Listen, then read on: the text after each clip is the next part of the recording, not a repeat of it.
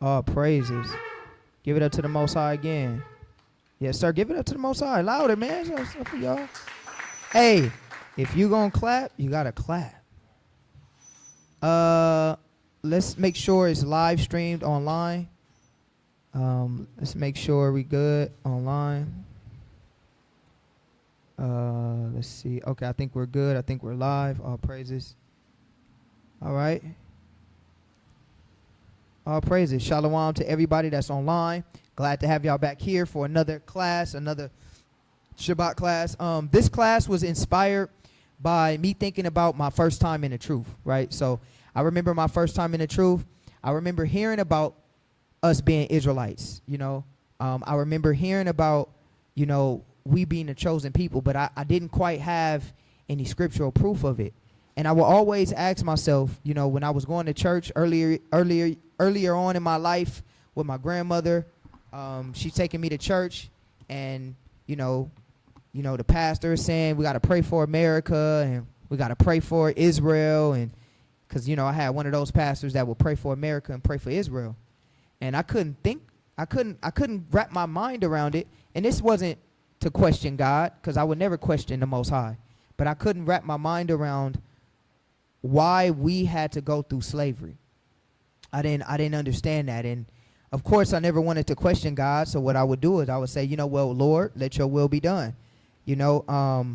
But when I found the truth, I one big thing for me, and the reason why I'm an Israelite, and I found out who I was because when I read Deuteronomy 28 and I actually seen for my own self the curses that befell our people, that gave me my answer to my why we as so-called black people and Latino people are going through what we're going through. So today, a lot of people, they look at Deuteronomy 28 as the milk, right? When you come into the truth, the first thing we always talk about is Deuteronomy 28. And I always tell brothers all the time, man, you can never learn enough of the Bible. You can never learn everything. I guarantee it's going to be something that you don't know that you can learn. So this class is about, for those people that may not know what an Israelite is, may not know the importance of why we're Israelites, may not know, you know what I mean, have the answer to the why God, quote unquote, has allowed slavery. This class is for you. This class is for the people that you might have on the hook, but they just don't quite get it or understand it in a sense of it hasn't hit them yet.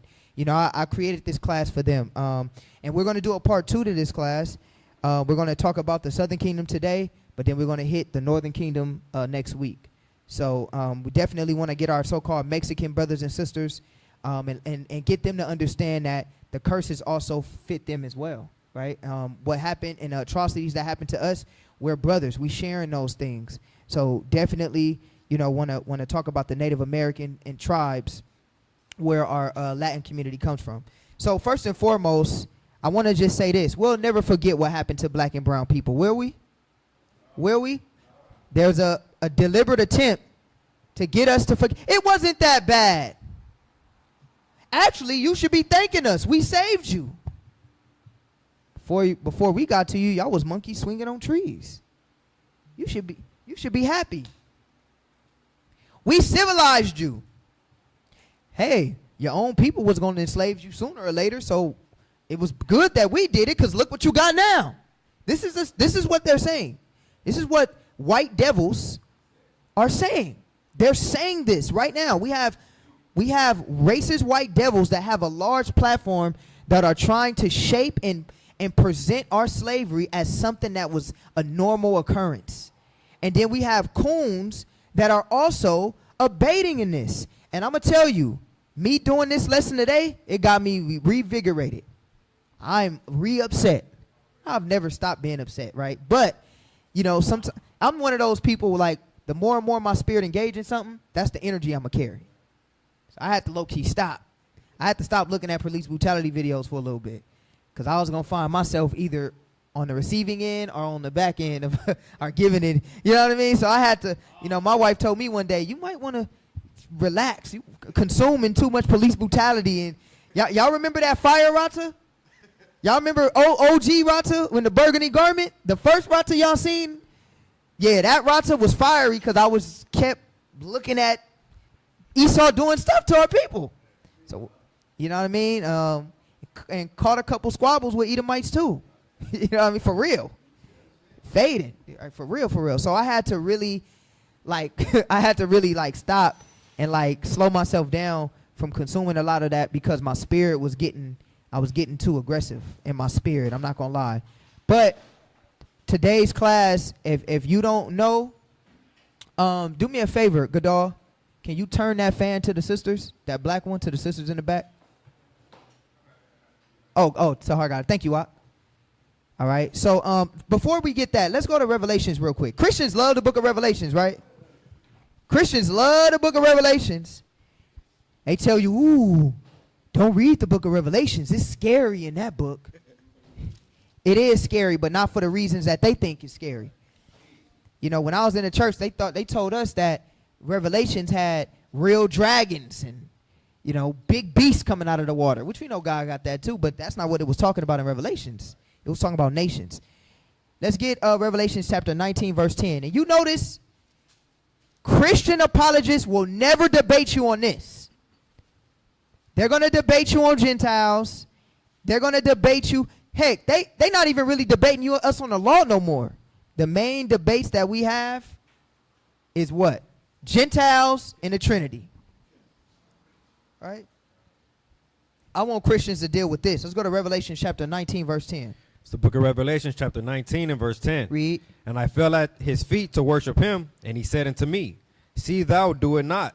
I am thy fellow servant and of thy brethren. That have, so like, Hold that on have. 1 second. Let me see. Is it 10 I want? Actually, it's 19 and, 13. Salakia. Book of Revelation, chapter 19 and verse 13. And he was clothed with a vesture dipped in blood. Let's read verse 11. Start at verse 11. Verse 11. And I saw heaven open, and behold, a white horse. Uh-huh. And he that sat upon him was called Faithful and True. Is that 19? Oh, I'm sorry. I got you at 19. That's why. Give me 18. Salakia. 18 and 11. Book of Revelation, chapter 18 and verse 11. Read. And the merchants of the earth shall weep and mourn over her. Read. For no man buyeth their merchandise anymore. All right. So this beast is a beast of trade. What is America known for? Trade, commerce. So if you believe in the Bible, Christians, Revelation chapter 18 says that this last nation, which is this beast, is going to be a superpower when it comes to commerce and trade. Con? Okay. Read. Verse 12. The merchandise of gold and silver and precious stones. Read. And of pearls. Uh-huh. And fine linen. Read. And purple and silk and Read. scarlet. And all the thin wood and all manner of vessels of ivory. So gold, ivory, wood, brass, right? Can you read it? And all manner of vessels of most precious wood. Read. And of brass. And a brass, read. And iron. And And marble. iron, and marble, read. And cinnamon. And odors. And ointments. And frankincense. And wine. And oil. And fine flour. Read. And wheat. And beasts. And sheep. And horses. And chariots. Does America take part in commerce of all these things? Gold, frankincense and myrrh, odors, marbles. America takes part in all of that. The last beast in the book of Revelation is going to be a superpower when it comes to commercial trade. You cannot find any other nation that has a dominance on commercial trade more than America. Okay? That's why America, they threaten the other nations by saying, we're going to cut off your trade routes. We're not going to trade with you anymore. Embargo. Okay? They use that as a weapon. Let's keep reading. Read. And slaves. And what? Wait. And what is this beast going to be participating in when it comes to commerce? Read. And slaves. And what? And slaves. Read it one more time. And slaves. And what? And souls of men. And slaves and souls of man. Let me ask you a question. In the 21st century, what nation had the commerce on slaves? In the 21st, America. Come on, y'all. What y'all think? Well, China? China? America. In the 21st century, what nation had the monopoly and the commerce on a mass distribution of slaves? Was it Egypt? It was America. America had the monopoly on commerce when it came to slaves. Because where were the slaves going? To America. This is a fact. This is not a secret. We also got brothers and sisters that are going into this new wave of, what is it called? They're trying to say black people were the natives. What is it called?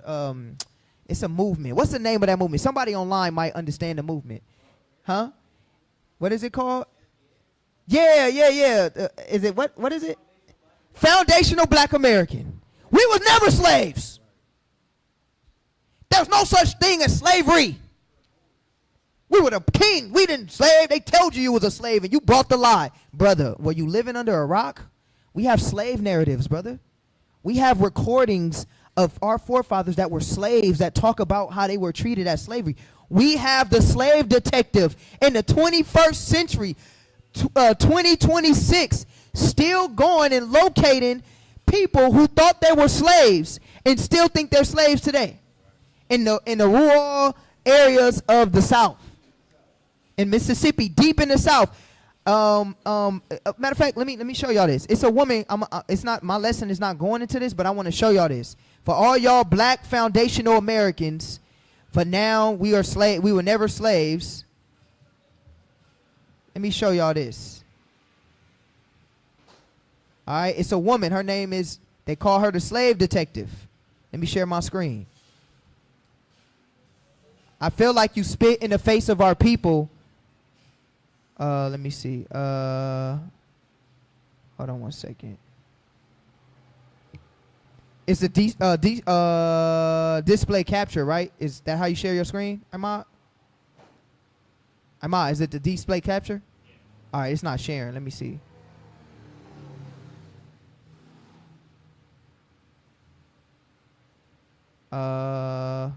We might have to delete it and start it over. Delete it.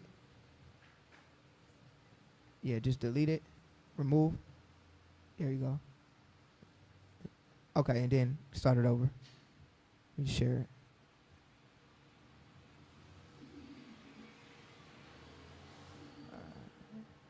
it. I want to show y'all this. Okay, it's sharing. Thank you. All right, so look. I want y'all to see this real quick. I'm still getting used to our new equipment, so bear with me. This was 8 years ago. This is it sharing? Yeah, it's a little delayed. Okay, it's cool. So this is the slave detective, all right? So all you got to do is type in the slave detective, and same place we lived at home. This is who she is, all right? Genealogist who tracked down modern day slavery practices, all right?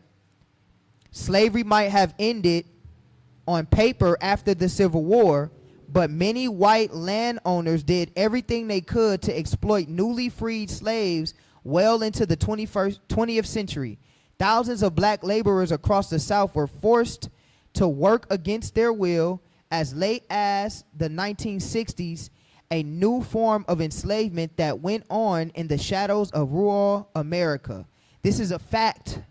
This is not something that's not a fact. So all you foundational black Americans, you spit on our ancestors that came over here during slavery by trying to erase. You're no better than a slave master. You're no better than a white man that tell you slavery wasn't that bad. You're no better than a white man that tell you we really treated you good. You're no better than him. You're actually, in my opinion, you're worse, because you're telling people that look like you that, and we're supposed to trust you, and you're telling them that slavery never existed. You should shut up. Okay? I ain't gonna lie. They make foundational black Americans make me more angry than white people sometimes, because they will argue you tooth and nail that we wasn't slaves, and that's not the facts. The facts is, us being a slave is not something that you should look down upon. It's actually something you should say, wow, I can't believe we survived that. You see what I'm saying? It actually shows us how strong we are and how afraid the so-called Caucasian man is of us, that we're not dead yet. And even after slavery, he had to go and do more things to prevent us from excelling. Because after we got out of slavery, we went into sharecropping. What was we doing?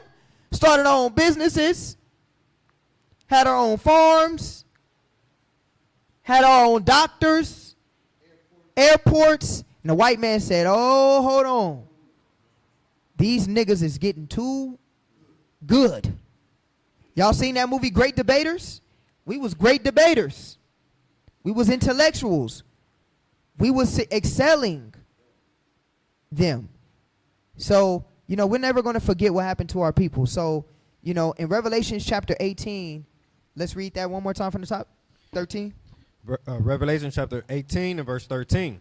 And cinnamon and odors and ointments and frankincense and wine and oil and fine flour and wheat and beasts and sheep and horses and chariots and slaves and souls of men. You see that? And slaves and souls of men. So, Christians, what are we telling you? We're telling you that this last nation, are we in the last days right now?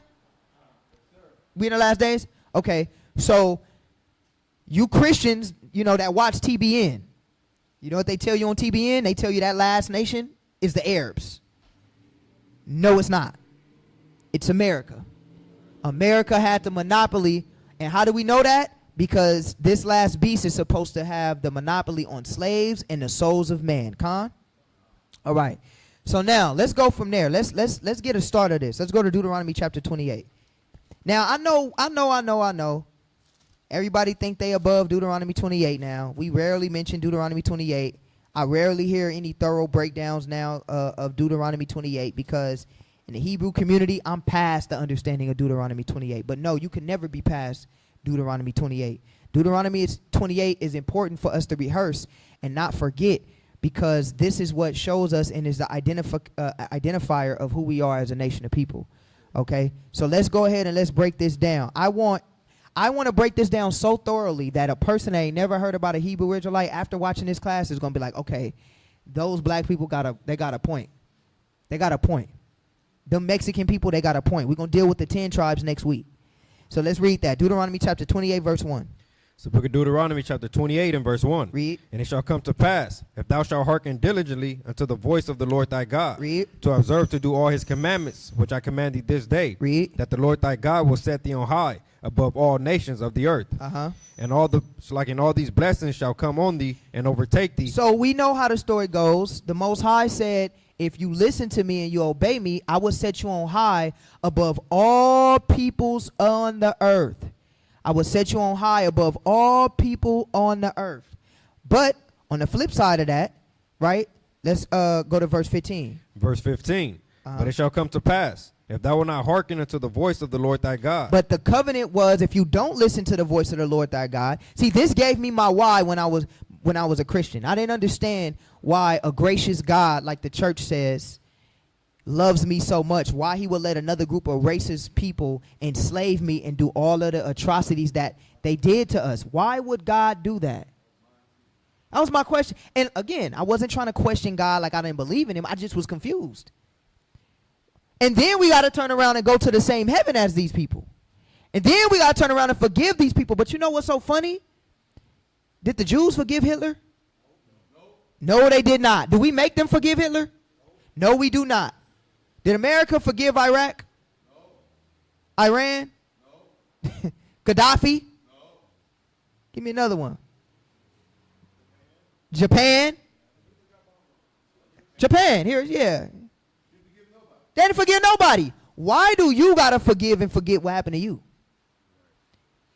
Do we have any mainstream person saying the Jewish Holocaust was a hoax? And if we do, what happens to them?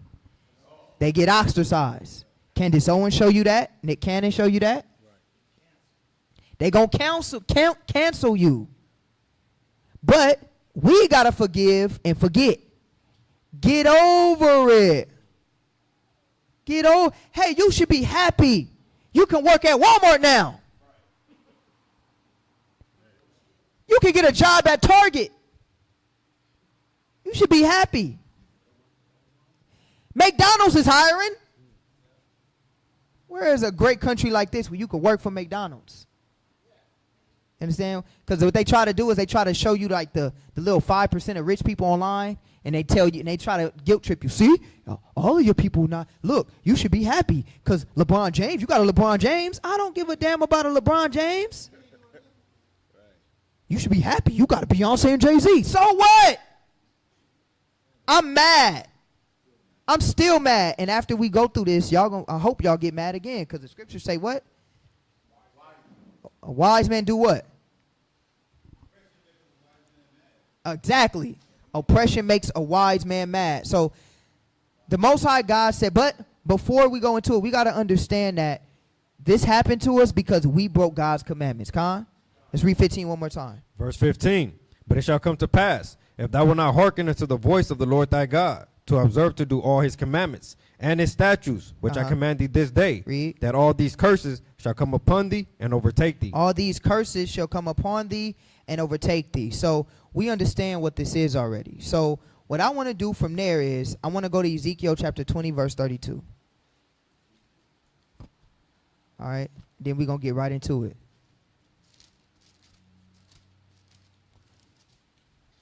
Anybody ever heard of Aluda Equiano? Anybody ever heard of him? Okay. Aluda Equiano. We're going to read about his slave narratives. I'll give y'all some understanding of who he is. Let's read this in Ezekiel, though. It's the book of Ezekiel, chapter 20 and verse 32. Read. And that which cometh into your mind shall not be at all that ye see, so like it that ye say.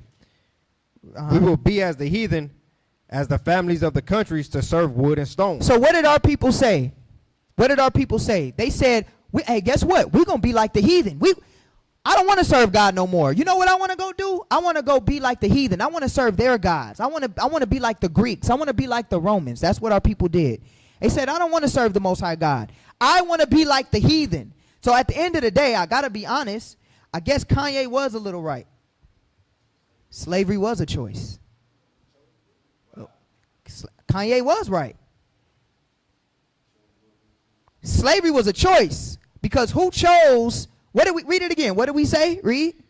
Verse 32. And that which cometh into your mind shall not be at all that ye say. Read. We will be as the heathen. Who said we will be as the heathen? Didn't our forefathers say that? And what did they say? Read. As the families of the countries. We gonna be among the heathen as the families of the countries. Read. To serve wood and stone. We chose to disrespect the Most High God, just like we choose to disrespect the Most High God today. Right. We said, look, man, we're going to be like the heathen, right? You can't tell me that this Bible ain't real. This Bible is still to this day when I read these curses and I pull out new information, I'm just amazed that we are the people of this book. Now watch what it says. Read.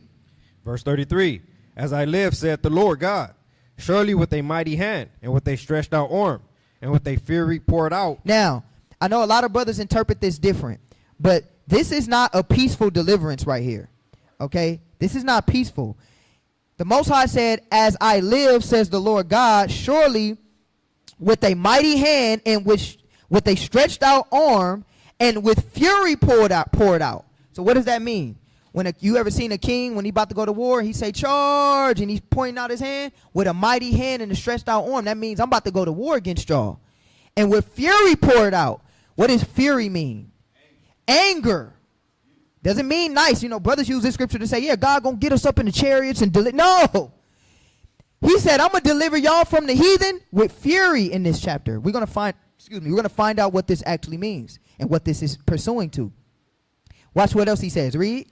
Will I rule over you? And he says, I will rule over you with fury. This is why, where did them slave ships get us from? Where did them slave ships get us from? Scattered all around in the eastern side of the world. Them slave ships gathered all around, took us from all different parts and sections, from North Africa all the way to West Africa. We was rounded up all amongst the heathen, and we can go into the history and show you that there was a Jewish presence in North Africa. There was a Jewish presence in West Africa. There was a Jewish presence in Spain. There was Jewish presence everywhere, right, in those regions. So the Most High God said, I'm going to take you and deliver you out of those regions with fury poured out, with the stretched out arm. And how you know he did it? Because people think this is a bad thing when they use this. They say, how can you serve a God with a slave ship named after him? There was a good ship, Jesus. Yeah. Because you know who was letting you know he was doing it to you? God was doing it to you. Yeah. You know why? Because we chose to say we don't want to listen. So you know what he did? He said, with a stretched out arm and with fury poured out, I'm going to bring you from all of the countries where you're at. And what did he say? Read. Verse 34, and I will bring you out from the people, and will gather you out of the countries wherein ye are scattered. Read. With a mighty hand, and with a stretched out arm, and with fury poured out. And I will bring you into the wilderness of the people, and there will I plead with you face to face. And I will bring you into the wilderness of the people. Where's the wilderness of the people? The wilderness of the word, America. And what is he doing right now with us to this day? He's pleading with us to repent and to change. Face to face. This is what's happening right here. So now, let's get Deuteronomy chapter 28. We're going to go there. I'm going to share my screen. So you guys let me know. We're going to get into this. We got a little bit of reading. I want to jump right into this. All right, sharing my screen. So you guys let me know. I know some of you guys said you never heard of this brother before. Oluda Equiano. Anybody ever heard of this man before? Huh? Huh? No. No. No, it's not him either. He was a writer. Yes, he was a child when he was taken into slavery, and he actually wrote the slave narratives. All right. Yeah. This is what he wrote: the interesting narrative of the life of Oluda Equiano, or Gustavus Vasa, the African, and his autobiography was in 1789. All right. So he wrote an autobiography of his life as a slave. Okay, and what happened to him as a child and how he was abducted, right? And his narratives are actually some of the most detailed slave narratives that we have in terms of autobiography.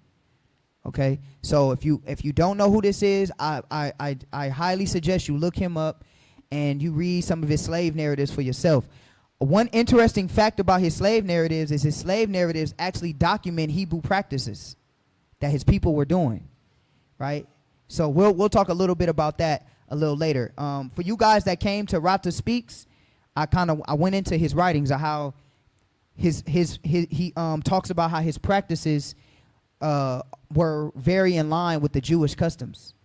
Okay, so it says it details Equiano's kidnapping in West Africa as a child, his enslavement across the Caribbean and Virginia, his work as a sailor, and his purchase of freedom, becoming a foundational text of the abolish movement. Okay, so this is who he is. All right, this is who he is. Okay, this guy right here. So if you don't know who he is, look him up. Now, here's his narratives. So I'm gonna read a little bit about his narratives, and then as we read his narratives, I want you guys, as people that, because everybody, raise your hand if you ever read Deuteronomy 28. Raise your hand, raise your hand, raise your hand. If you heard of Deuteronomy 28. Okay. As we read his slave narratives, some of y'all gonna have scriptures popping right in your head. Okay. So let's get to the point. Let's start off right here at the beginning of his kidnapping. Okay. So this is his narrative right here. So it says, one day as I was watching at the top of a tree in our yard, I saw one of those people come into the yard of our next neighbor, but one to kidnap. There being many shout young people in it. Immediately on this, I gave the alarm of the rouge, and he was surrounded by the stoutest of them, who entangled him with cords so that he could not escape till somebody of the grown people came and secured him. So basically what he's saying is that it wasn't uncommon for other rival tribes or other rival peoples to come into their community and try to steal them and steal their children. Can you imagine growing up in a neighborhood where you got to constantly watch your back and other rival tribes are coming to try to steal you and steal your children as young as little Jeremiah right here? Huh? Can you imagine that? So y'all see that? So now let's go down a little bit. Let's go down to here real quick. All right. So watch this. It says, one day when all our people were gone out of their works as usual, and only I and my dear sister were left to mind the house. 2 men and a woman got over our walls, and in a moment seized us both, and without giving us time to cry out or make resistance, they stopped our mouths and ran off with us as into the nearest wood. Here they tied our hands and continued to carry us as far as they could till night came on. When we reached a small house where the robbers halted and for refreshments and spent the night, we were then unbound, but were unable to take any food, and being quite overpowered by fatigue and grief, our only relief was some sleep, which allayed our misfortune for a short time. The next morning we left the house and continued traveling all the day. For a long time we had kept the woods, but at last we came into a road which I believe I knew. Mind you, he was 11 years old when he got kidnapped. He was 11 years old when he got kidnapped. So imagine an 11-year-old getting kidnapped, right? I had now some hopes of being delivered, for we had advanced but a little way before I discovered some people at a distance, on which I began to cry out for their assistance. But my cries had no other effect than to make them, right? So he's crying out, right? Look what they did. To make them tie me faster and stop my mouth. So they hog-tied him and put stuff in his mouth. And then they put me into a large sack.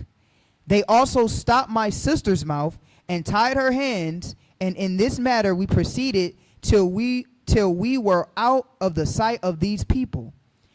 When we went to rest the following night, they offered us some victuals, but we refused it. And the only comfort we had was in being in one another's arms all that night and bathing each other with our tears. Can you imagine getting kidnapped with your sister?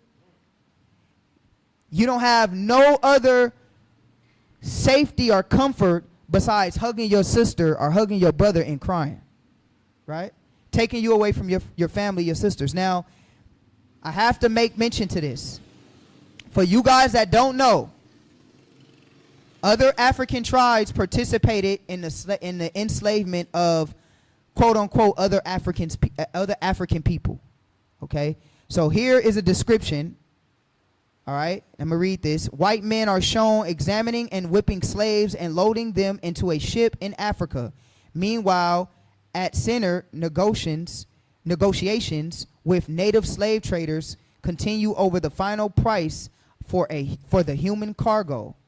All right, this engraving was published in the 1858 edition of the History of Slavery and the Slave Trade, Ancient and Modern. Okay, so y'all see this? So this is a picture. You guys probably have seen this. Have any of you guys ever seen this picture before? Not this one. But you ever seen a picture of, you got the African talking to the white man and he's selling the other quote unquote African off into slavery? Okay, so this is what was happening.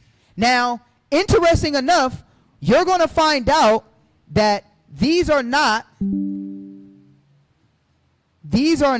me see, okay. These are not the same tribes of people. These are different tribes of people. All African people are not the same tribe, okay? They're not the same tribe. So these individuals, and Equiano's going to explain that in his slave narrative, all right? So now, where did I left off? Okay, here it is right here. Let's start right here. They also stopped my sister's mouth. So they were getting taken over by other African peoples, okay, quote unquote. All right, let's get the book of Joel real quick. Joel chapter 3 before we continue to read. Joel chapter 3. Yeah. Go ahead. You got It's it. the book of Joel, chapter 3 and verse 4. Read. Yeah, and what have ye to do with me, O Tyre and Zidon, and all the coast of Palestine? So what happened to our people? What happened to our people? It says, what have ye to do with me, O Tyre and Zidon? Tyre and Zidon will be what? Hamite nations. Okay? And the coast of Palestine will be what? Arabic nations. A part of our slave trade were Hamites and Arabs, okay, Ishmaelites. They were at the center of our slave trade. Now, interesting enough, Equiano, even though he was taken, his fate was not yet determined to go on them slave ships. A lot of captured slaves in Africa, a lot of them stayed in Africa. A lot of them didn't go on them slave ships, but a lot of them did, okay? But a lot of enslavers would keep their slaves, all right, for them in their own work, right? So that's an interesting fact, which we're gonna read a little bit about that in his autobiography. So now, let's read it one more time in Joel chapter 3. Joel chapter 3 and verse 4. Read. Yeah, and what have you to do with me, O Tyre and Zidon, Read. and all the coast of Palestine? Will you render me a recompense? And if you recompense me, swiftly and speedily will I return your recompense upon your own head. Read. Because ye have taken my silver and my gold, and have carried into your temples my goodly pleasant things. Read. The children also of Judah and the children of Jerusalem have ye sold unto the Grecians. So who did the Hamites and the Arabs or the Palestinians sell us to? Who are the Greeks? White people. Where in history do we see Hamite nations or African nations selling other quote-unquote African nations with Palestinians to Caucasian people? Slavery. So what are we saying? That our slavery is documented in the Bible? Absolutely. So now let's go back and let's keep reading. It says, they also stopped my sister's mouth and tied her hands, and in this manner we proceeded till we were, hold on real quick. But my cries had no other effect than to make them tie me faster and stop my mouth. And then they put me into a large sack. So to make him be quiet, they tied him up, put something in his mouth, and they put him into a bag. Okay? They also stopped my sister's mouth and tied her hands, and in this manner we proceeded till we were out of the sight of these people. When we went to rest the following night, they offered us some victuals, but we refused it.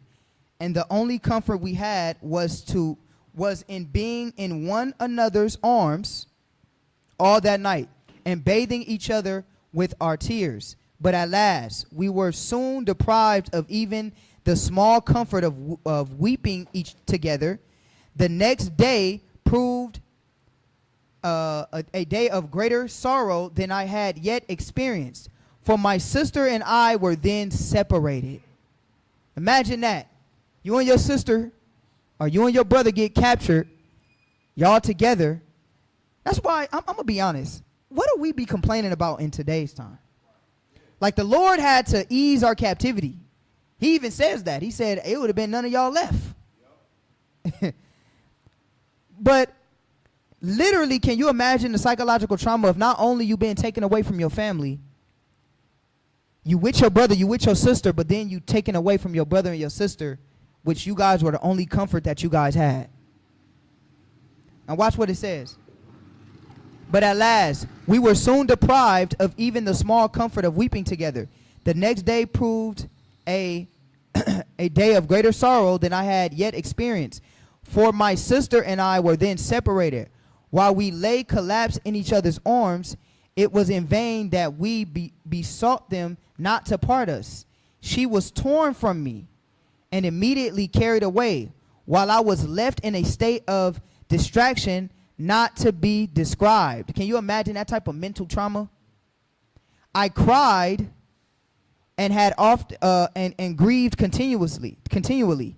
And for several days I did not eat anything but what they forced into my mouth. Imagine you so depressed you can't eat, and they forcing food in your mouth. They forcing food in your mouth. Mind you, this is an 11-year-old child. At length, after many days traveling, during which I had often changed masters. So, mind you, I told you, a lot of the slaves, some of the slaves did not leave Africa. A lot of them became subjugated to other masters in Africa. So they had other masters that they were given to. So it says, so throughout his traveling, he would get sold from different master to different master to different master. Okay? So look at this. It says, and for several days I did not eat anything, right? Okay, here it is. Had often changed masters. I got into the hands of a chieftain in very pleasant country. This man had 2 wives and some children, and they all used me extremely well and did all they could to comfort me, particularly the first wife, who was something like my mother. So he ended up getting to a master that was good to him. And he had 2 wives, and they took good care of him. You understand? He was a slave. They took good care of him, but he ended up getting sold off, right? So he did have a good master. So now let's get down a little bit more. Now watch this, okay? Let's get down to the point. So remember, him and his sister were separated. He was getting traded from one slave master to another slave master. One slave master to another slave master. This is before he came in contact with any Caucasian man. So this is him in Africa getting bounced around to and fro, from one master to another master. It is known that African tribes would take their enemies and sell them into slavery and use them as slaves, right? So now, let's read this. Let's get down here. From the time I left my own nation, I always found somebody that understood me till I came to the seacoast, right? So from the time that he got kidnapped by his family, right? Before we read that, go to Deuteronomy chapter 28 and let's get 25. Or before we get 25, read 45 first. Deuteronomy 28 and 45, and then we'll get to 25. It's the book of Deuteronomy chapter 28, verse 45. Moreover, all these curses shall come upon thee, and shall pursue thee, and overtake thee till thou be destroyed. Because thou hearkenest not unto the voice of the Lord thy God, to keep his commandments and his statutes which he commanded thee. Okay, so it says, and all these curses shall overtake thee and pursue thee until we have been destroyed. Okay, so these curses are there to destroy us. All right, so now let's go from there. Go to verse 25. Book of Deuteronomy chapter 28, verse 25. The Lord shall cause thee to be smitten before thy enemies. Thou shalt go out one way against them, and flee 7 ways before them, and shall be removed into all kingdoms of the earth. So we're literally going to get a description of this. It says, the Lord shall cause thee to be smitten before thy enemies. Thou shalt go out one way against them and flee 7 ways before them. A lot of us, when we read the scripture, you know what we think about? We only think about the white man. No. Our enemies were other Hamite nations.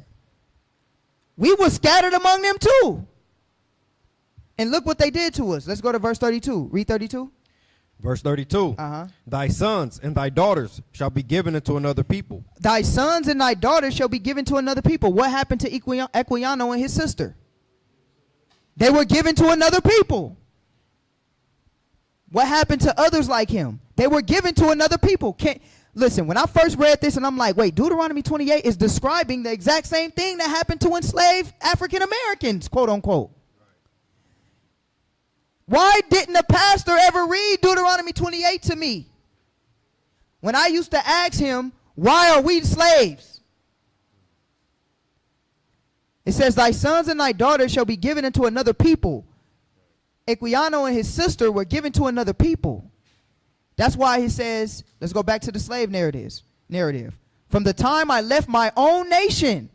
Also, this lets you know, did Equiano think all African nations was his nation? No. He said, I was taken from my own nation. This is around the time now he's about to run into the first Europeans. And boy, oh boy, wait till you see what he say about them. But he said, from the time I left my own nation, I always found somebody that understood me till I came to the seacoast. The languages of different nations did not totally differ, nor were they so compious, I believe, as those of the Europeans, particularly the English. What scripture comes in mind of that? Most High says, I will send a nation from far. A nation that what? Let's get that. Read. Let's read that. It's the book of Deuteronomy chapter 28, verse 49. Read. The Lord shall bring a nation against thee from far. A nation against thee from far. Read. From the end of the earth, as swift as the eagle flieth. A nation whose tongue thou shalt not understand.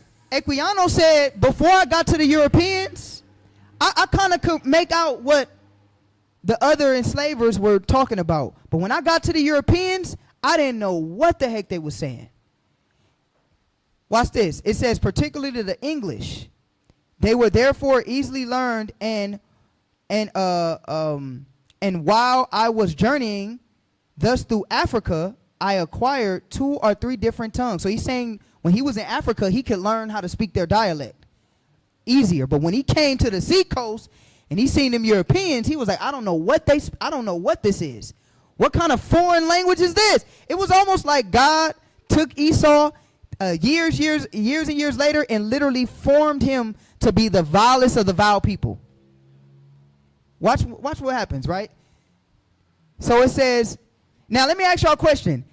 Has Deuteronomy chapter 28 verse 50 happened to the Jewish community? No. When did the Jewish community go into slavery under a nation of people that they didn't know how to speak their language? The best they got is Hitler. And that ain't gonna work because they spoke German too. So when did this happen to Jewish people? Did this happen to Chinese people? Now, granted, all nations had war. All nations enslaved each other and so on and so forth. But the particulars, did the Chinese people ever get enslaved and then sell to people they didn't understand their language? What about Japanese people? Give me some people. What about Caucasian people? Because, you know, they like to say that the word slave come from the word Slav. But really, we were the first. No, shut up. Did the Irish people, did they ever get sold to a nation of people they didn't understand their language? Who was the only people that you can think about in the 21st century that got enslaved to a people that they didn't understand their language? We were the only ones. Watch this. It says, let's go here. I acquired 2 or 3 different tongues. In this manner, I have been traveling for a considerable time. When one evening, to my great surprise, whom should I see brought to the house where I was but my dear sister? So he ended up meeting his sister again. As soon as she saw me, she gave me a loud shriek and ran into my arms. I was quite overpowered. Neither of us could speak, but for a considerable time clung to each other in a mutual embrace, unable to do anything but weep. Our meeting affected all who saw us, and indeed, I must acknowledge, in honor of those sable destroyers of human rights, that I never met with any ill treatment or saw any offered to their slaves except trying them when necessary to keep them from running away. So guess what he said? He said, look, even though the African nations took me into slavery, they never treated us bad really, except when we was trying to run away. That kills the narrative of these white men, these white liberals that's trying to tell you they actually saved us from the Africans. You know we actually saved you from them. Nah, because Equiano said, I mean, even though we was kidnapped and we was taken, and of course that's traumatizing, they really didn't do nothing bad to us except when we was trying to run away. So they let us walk freely. They let us hug. When I seen my sister, they let me embrace her. They didn't really treat us like bad in a sense of what we about to read about. Because, you know, the white man tried to tell you that, hey, you was enslaved anyway. We actually saved you. This is what they say.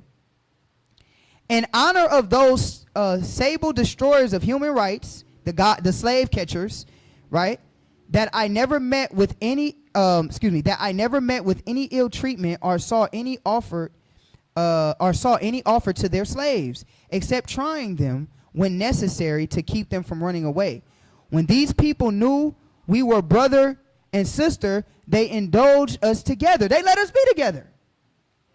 It says, once our slave captors of the Hamite persuasion, seeing that we were brothers and sisters, they kept us together.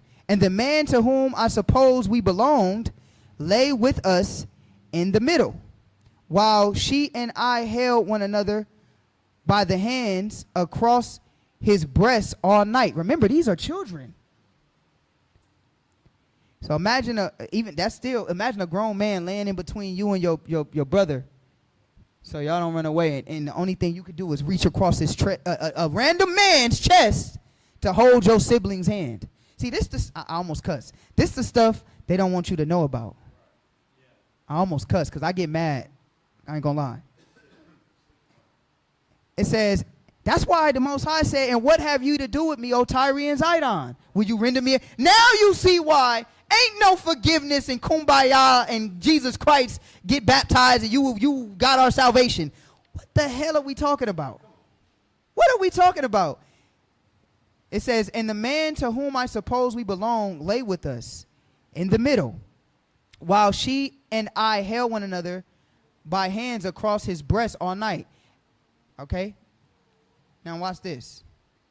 Oh, sorry, my bad. And thus for a while we forgot our misfortunes in the joy of being together. But even this small comfort was soon to have an end.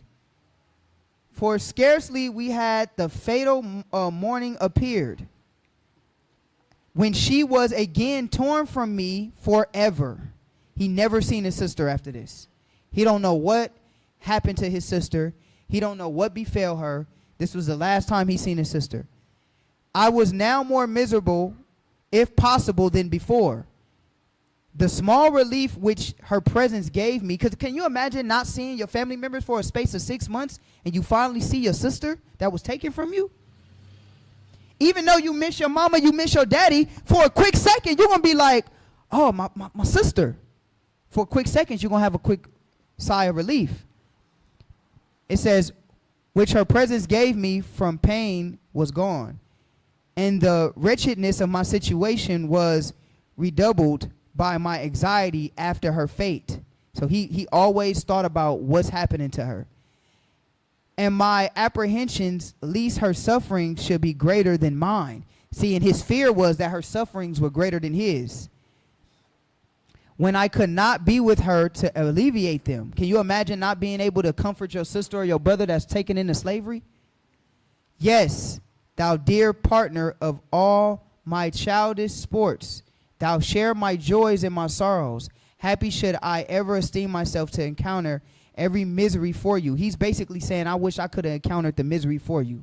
I hope that you're not going through what I'm about to experience.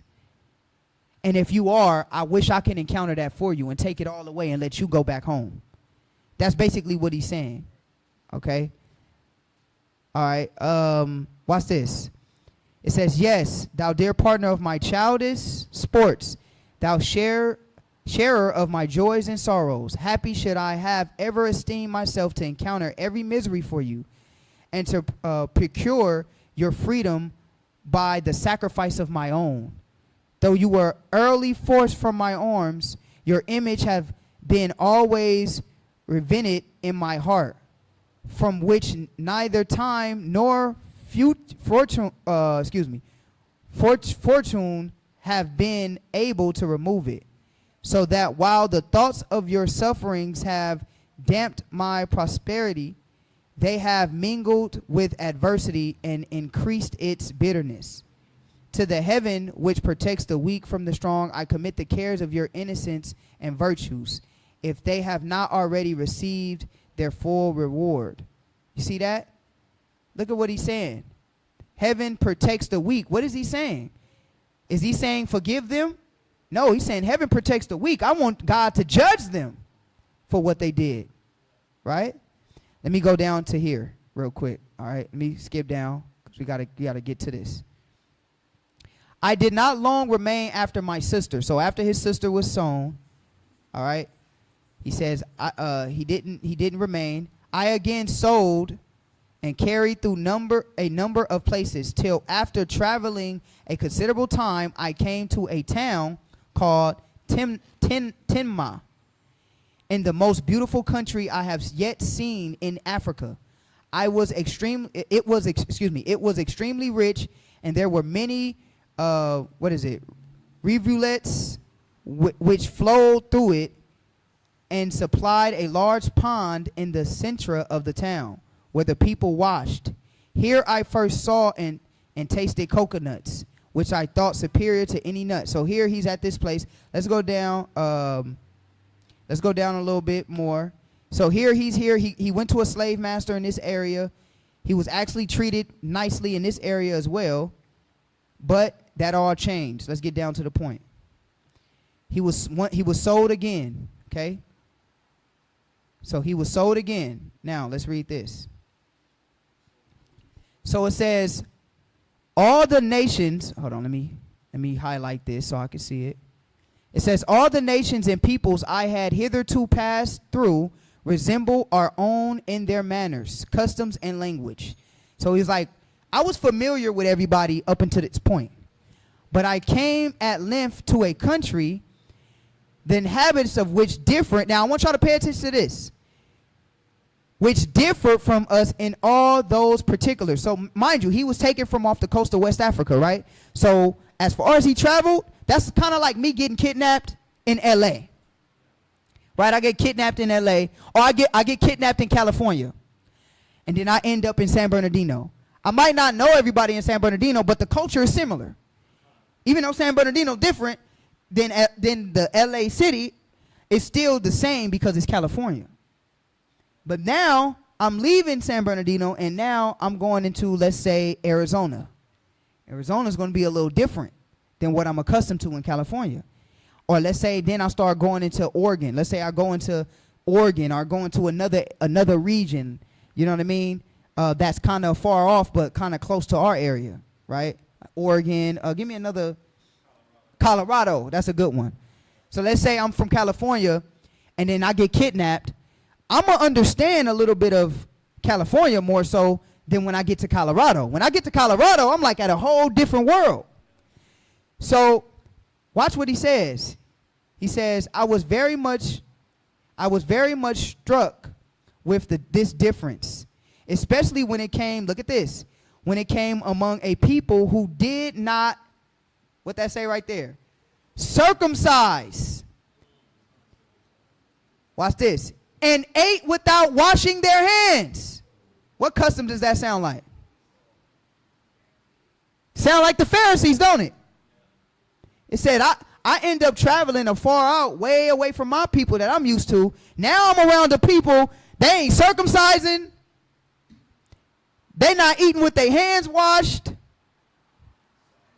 It says they cooked also in iron pots and had European cutlasses and crossbows, which were unknown to us, and fought with their fists among themselves. It was like they was barbaric.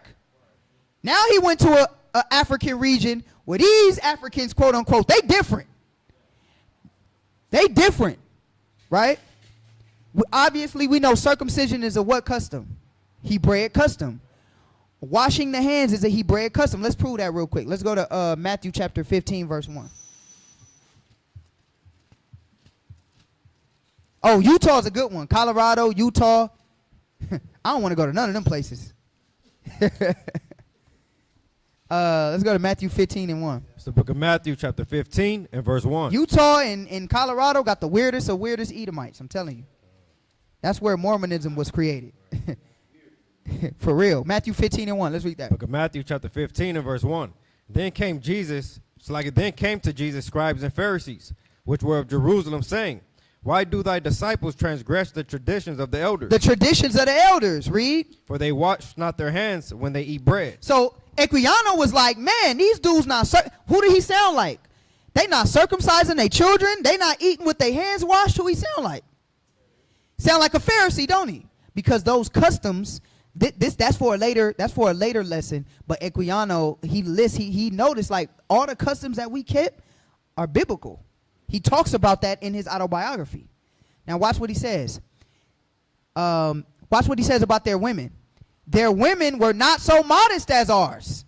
Don't listen to that whole thing, you know, in Africa y'all was butt naked, swinging on trees. That is not what we was doing.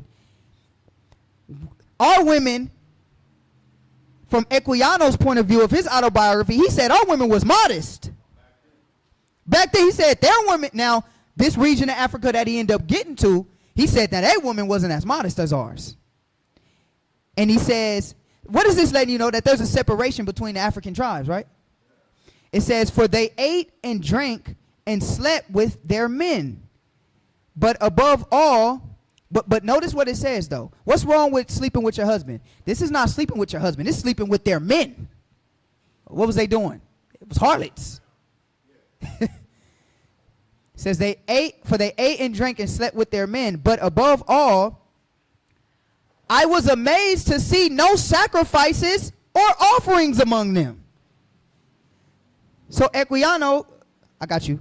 Equiano was like, wait, hold on. Where I come from, we participated in sacrifices and offering. This is all in Africa, mind I add. We were circumcising our children. We was not dirty like how America tried to show us. Oh, you was eating, no, I mean, I got to keep it real. You was eating mud pies and all of that. We wasn't doing none of that. Certain African tribes was doing that, but where we come from, we wasn't doing that. They try to make it seem like we was just acting like we was savages. Nah, Equiano said we had dignity, right? Get a mic to Sister Linda. I hate what they tried to do to our people. They tried to make our people look like we were savages, but we're going to see who the real savage is. Go ahead, sis. I'm sorry to interrupt your class. So that just sounds like, Equiano was Igbo from Nigeria. Yeah. So we had the customs of everything that he said, It sounds like when I traveled to the other part of Nigeria, we have the northern part of Nigeria where they don't circumcise, they don't wash their hands. So I'm just trying to say, maybe you might be familiar with where he probably was at. So that's why I'm like, maybe they took him to that part of Nigeria, the northern part where they don't do any of those. Those people sit around, they just dip their hands in their food without washing it, and nobody circumcises over there. So he's probably talking about the experience there, and they speak another language. Yeah. So, and in the Igbo tribe, we're about cleanliness, like just how the Bible is, everything you're supposed to be doing, sacrifices and all of that. We still do that till today. Yes. So that reminds me, because there was a part of... Yes. Sorry. There you go. There was a part of, there was a time that in Nigeria, because there's something we do after you graduate from college, like they transfer you to different parts of the country. It's like paramilitary service to the country. So I was posted to one of those states in the north. It was a rude awakening for me. Got there, and it was like I was in a totally different place. So I can definitely relate to what he's talking about. So you relating to him in real time, because our beautiful sister is actually from the western part of Africa, right?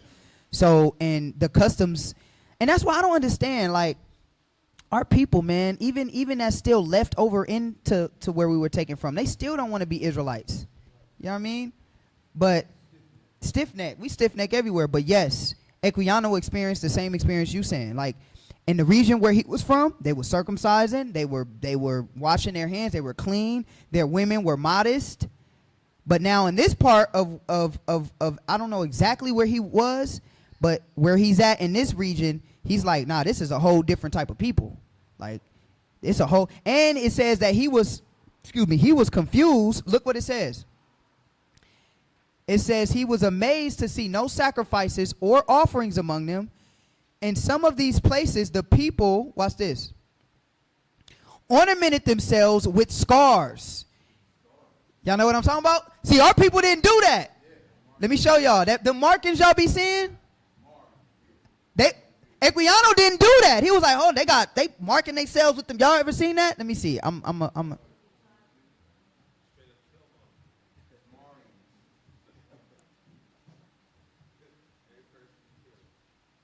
This is what they talking about. Equiano didn't do this. Y'all see this? These scars that they put on themselves? Equiano didn't do this.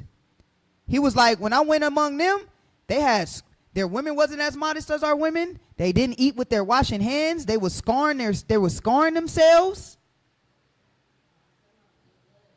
Yeah. Hamites. That's Ham. Look, I don't care what nobody say. You can distinguish your people among Ham, period. Now, look what Equiano also says. Look what he says. So, oh yeah. So here it is right here. It says, in some of those places, the people ornamented themselves with scars and likewise filled their teeth with sharp. So what is he saying? I think they were filing their teeth to be sharp, like a damn piranha. No, for real. So he looked so Equiano like, well, hold on, wait. They imagine what he's seeing. He like, man, they didn't sharpen their teeth. They making scars upon themselves. No circumcision. They walking around with the elephant trunk, playing with the man. Look, eating blood. Probably the custom where they put they let the cow pee on them, and that's not our people though. Look what Equiano is distinguishing himself. He said, oh, and also a good book that you should read, Hebrewisms of West Africa, also shows you the difference between African tribes too. All African tribes are not the same. Can we put that narrative to bed? All African tribes are not the same. If you read that book, Hebrewisms of West Africa, there's a part of West Africa that was not like this. They were like what Equiano is explaining. Exactly. Oh, the plates and all that, plating and all that. Now, now look what it says. It says they wanted sometimes to hold on. In some of those places, the people ornamented themselves with scars and likewise filled their teeth with very sharp. They wanted sometimes to ornament me in the same manner. They was like, we want to do it to you. But I would not suffer them. I'm not, Equiano, like, I'm not getting cut up like that. Hoping that I might sometime be among a people who did not thus disfigure themselves. He was like, man, I was hoping I could be around somebody who didn't do that to themselves. See, that's what the white man want to do. He don't want us to know that they were actually taking the nobles. This like a movie. Who do you use to take the nobles down in the region? The savages of the people. Yeah, that region. You use the savages to go get the nobles. The goons.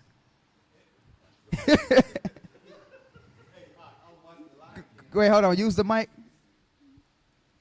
But it's going to even get more descriptive. Go ahead. Like I was watching The Lion King the other night, and when you said that, SARS and the hyenas were the scarred up teeth people. He used the hyenas to go after the royal family. Yeah, absolutely. The lowlifes. He used the hyenas to go get the nobles. Yeah. That's normal. Normally what happens? Yeah. Yep. Absolutely. She said just like the slaves used the poor white people. We're gonna read that. Now, look what it says. Watch what it says.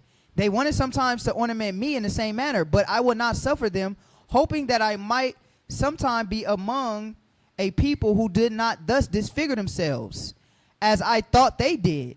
At last I came to the banks of a large river, which was covered with canyons, in which the people appeared to live with their household, utensils and provisions of all kinds. I was beyond measure astonished at this, as I had never before seen any water larger than a pond or a, rivulet. And my surprise was mingled with no small fear when I was put into one of these canyons. I'm thinking he's thinking about like a boat, like a canoe or something. And we began to paddle and move along the river. We continued going on thus till night. And when we came to land and made fires on the banks, each family by themselves, some dragged their cannons on shore, others stayed and cooked in theirs, and laid in them all night. So I guess these were like a place where you could kind of like a tent or canoe that was on the water. Those on the land had mats, of which they made tents, some in the shape of little houses, In this we slept, and after the morning meal we embarked again and proceeded as before. I was often very much astonished to see some of the women, right? He was astonished to see some of the women as well as the men jump into the water, dive to the bottom, come up again, and swim about. Thus I continued to travel, sometimes by land, sometimes by water through different countries and various nations. So this is before he got to the actual white man. So he's traveling through various nations and countries as a slave. Till at the end of 6 or 7 months after I had been kidnapped, I arrived at the seacoast. It would be tedious and uninteresting to relate all the incidents which befell me during this journey. All right, so now let's go. So let's go down. Okay, let's get to the point. So now,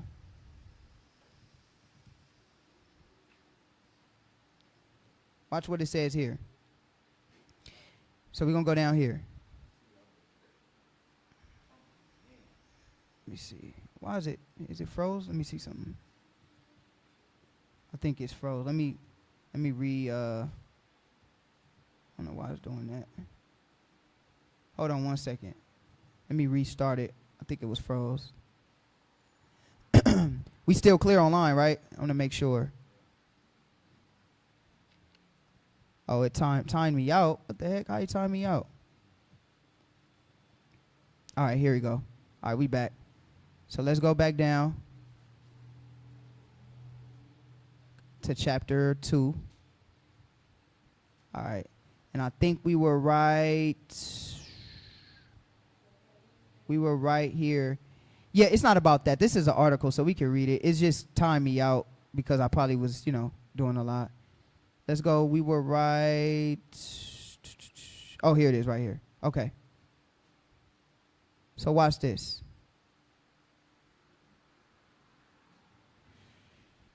So it says, the first object which saluted my eyes when I arrived on the coast was the sea, and a slave ship which was then riding at anchor and waiting for its cargo. These filled me with astonishment. Can you imagine this? The first time he's ever seen a slave ship? Imagine that. Which was soon converted into terror when I was carried on board. All right. Let's go to Deuteronomy 28 real quick. Go back to Deuteronomy 28. And let's read verse.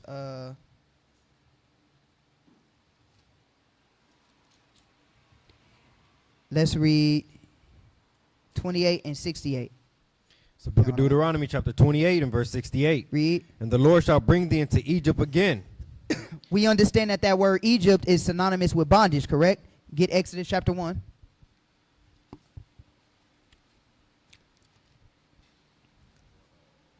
Get Exodus chapter 1.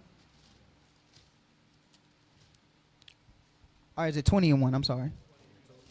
20, yeah, I'm sorry. I said Exodus 1.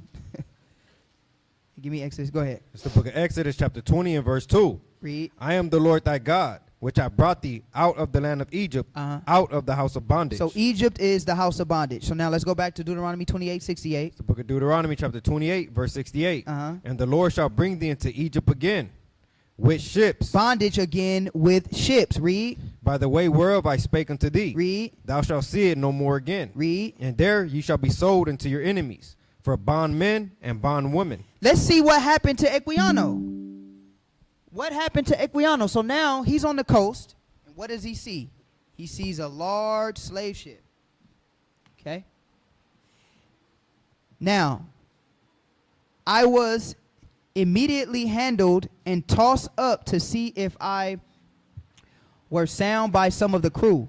And I was not now persuaded that I had gotten into a world of bad spirits. He said, and I was now persuaded that I had gotten into a world of bad spirits. He was like, look, this place was so bad. He was like, now I know I'm in the underworld. He was like, this is beyond the Africans with the sharp teeth. This is beyond them cutting themselves. What he's about to explain, what he's about to see right now, He said, I was persuaded that I was in the world of bad spirits, meaning I was in the underworld with demons. It says, and that they were going to kill me.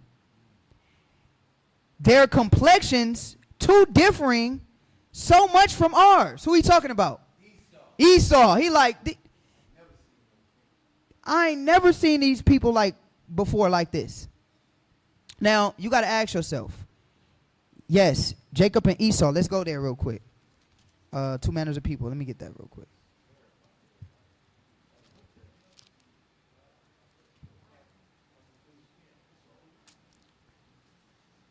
Genesis, what is that?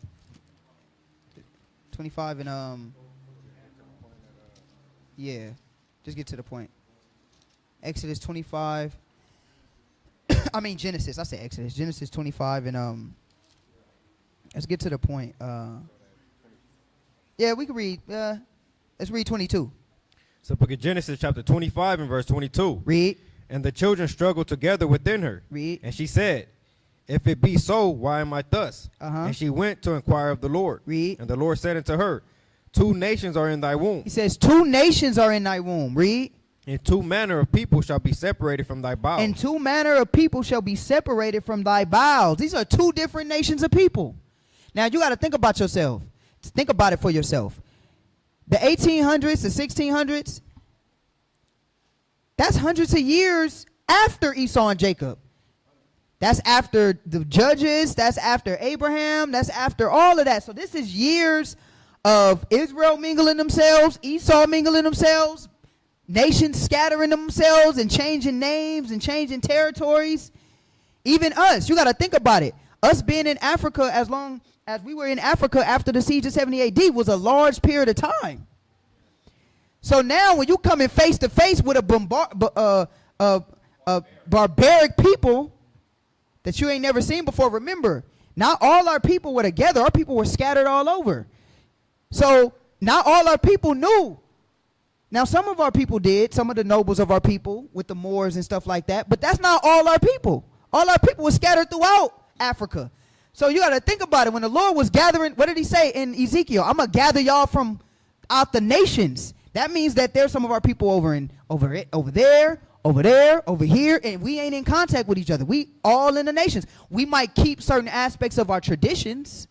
We might keep certain concepts of our traditions, but for the most part, we all everywhere. Not to mention the northern kingdom. So can you think to come back face to face with Esau like this? After you ain't really been seeing him, you been in some localized area that your family has been for years, keeping your Hebraic traditions and the oral traditions. Now you get taken from there and you face to face with Esau? And you ain't never seen him before? What'd he say? He said their complexions too differing so much from ours, their long hair and the language they spoke, which was very different from any I had ever heard. Let's go there. Go to Deuteronomy. Let's go back and read it again. And you tell me who can fit these curses. What race of people got sold to another race of people where they didn't understand their language? Read that again. Deuteronomy, book of Deuteronomy, chapter 28, verse 68. Read. And the Lord shall bring thee into Not right there.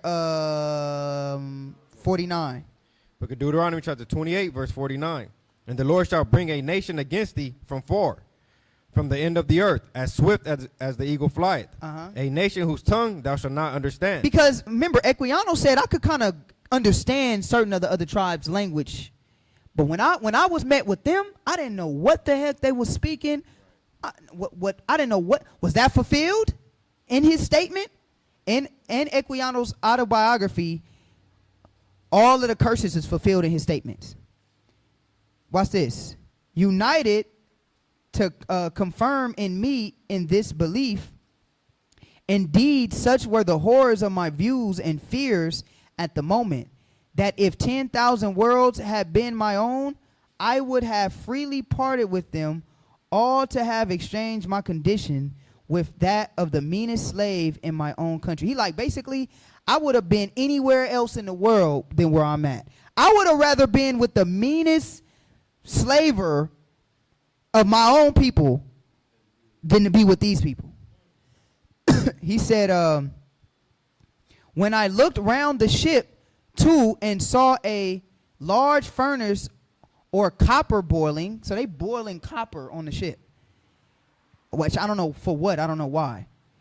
I'm pretty sure it might have something to do with the ship. I'm not sure why. Maybe to brand them, huh? Yeah, maybe to brand them. And a multitude of black people of every description chained together, every one of their countenances expressing dejection and sorrow. I no longer doubted of my fate, and quite overpowered with horror and anguish, I fell motionless on the deck and fainted.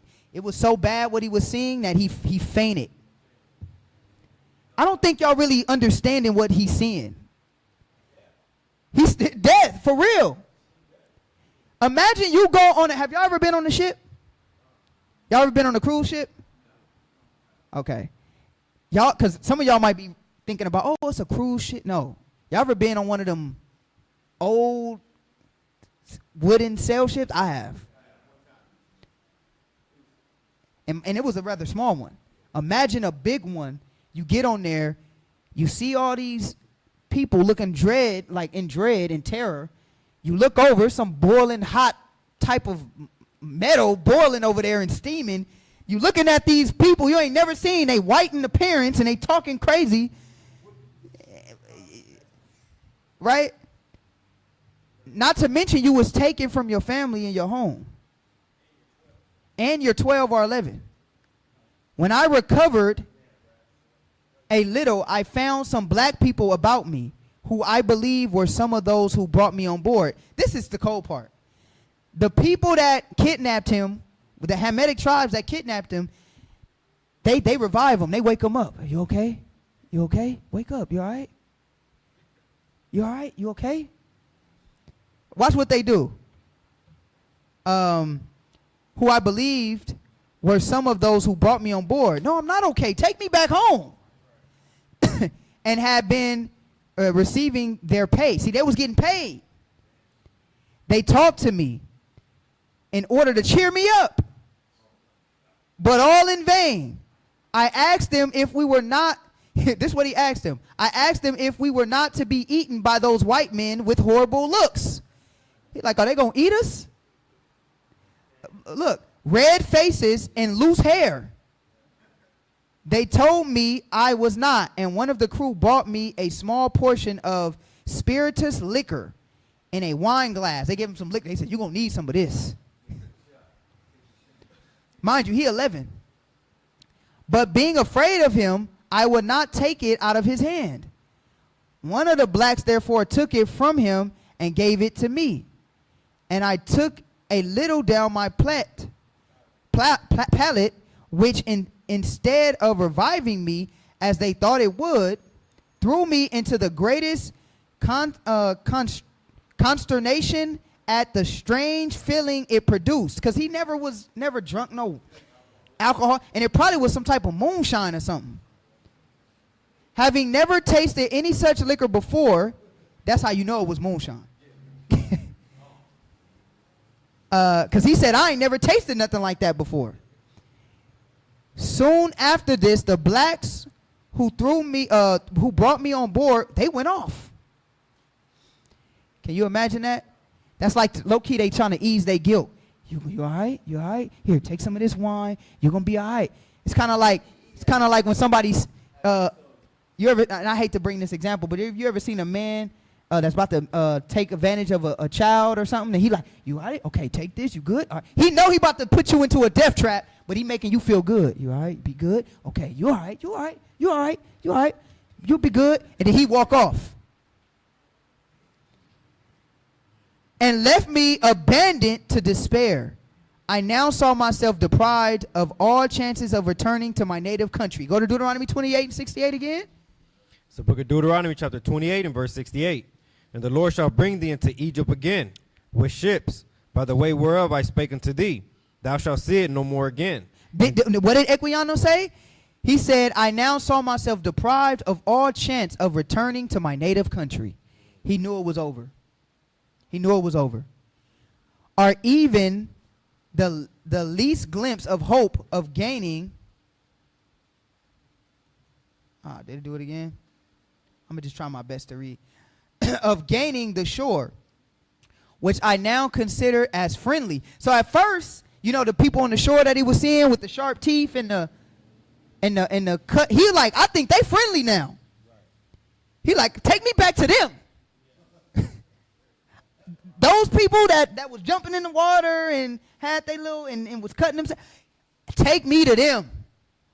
They friendly to me now.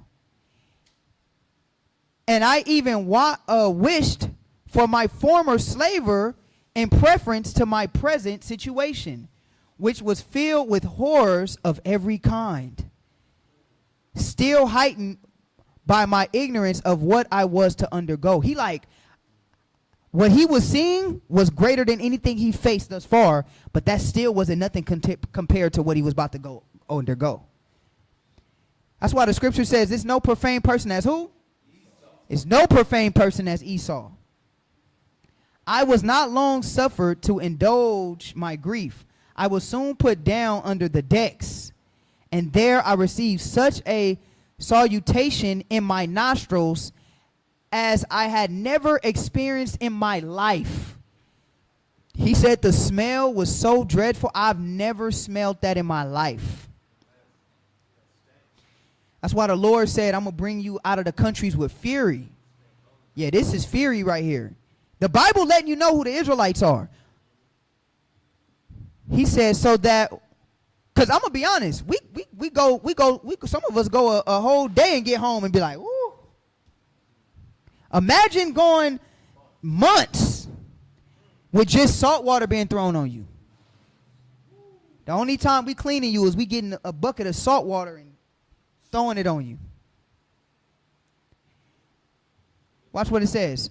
So that with the lonesomeness of the stench and crying together. Imagine that. You know what they call that? They call that hell. All you hear is crying and wailing of 100+ slaves. Can you imagine the crying of 100 men? And stench, piss, defecation. I became so sick and low that I was not able to eat, nor had I the least desire to taste anything. I now wished for the last friend, death, to relieve me. This is an 11-year-old. This is an 11-year-old. This is remember, he was captured at 11. His journey to here was 6 months. He was still 11. He thinking about death. He like, I wish somebody would kill me to relieve me. But soon, to my grief, 2 of the white men offered me edibles, meaning food. And on my refusing to eat, one of them held me fast by the hands and laid me across, I think, the windlass, and tied my feet, while the other flogged me severely. They beat him. They beat an 11-year-old until he ate. I had never experienced anything of this kind before. And although not being used to the water, mind you, he never seen a large body of ocean like that. This was his first time. I naturally feared that element the first time I saw it. Nevertheless, I have got over the netting, I would have jumped over the side, but I could not. And besides, the crew used to watch us very closely who were not chained down to the decks, lest we should leap into the water. And I have seen some of these poor African prisoners most severely cut for attempting to do so. So if you was attempting to jump over the boat, a punishment that they would do is they would cut you. All right. And hourly whipped for not eating. If you didn't eat, they would whip you until you ate. Hourly whipped. This indeed was often the case with myself. In a little time after, amongst the poor chained men, I found some of my own nation, which in a small degree gave ease to my mind. I inquired of these. Watch what he asks. He inquired of those that were of his own nation that he seen. I inquired of these, what was to be done with us? They gave me to understand we were to be carried to these white people's country to work for them. And now we happy to work, huh? I got a job. I don't give a damn about no slaves, nigga. I'm free. I got to go to work tomorrow. That's how our people think. When your people, man, I can't stand my people sometimes. I can't stand my people. White people's country to work for them. But watch what he said. I then was a little revived and thought, if it were no worse than working, my situation was not so desperate. He was like, all right, I guess they taking us to go work, so I guess I got to just make it to the white man's. This is how bad it is on the slave ship. I guess I got to go make it to the white man's country because all they're going to have me do is work, not realizing when you get there, it's going to be worse. But he 11 years old, so in his mind, to make him survive, he's thinking, okay, just make it to the white man's country because all they're going to have us do is work. This is what he's thinking. Watch what he says. And thought if it were no worse than working, my situation was not so desperate. But still, I feared I should be put to death. The white people looked and acted as I thought, in so savage a manner, for I had never seen among any people. Go there real quick. Go to Hebrews real quick. He said, I've never seen any people. This is a real slave narrative. Why they don't let us read this in Black History Month?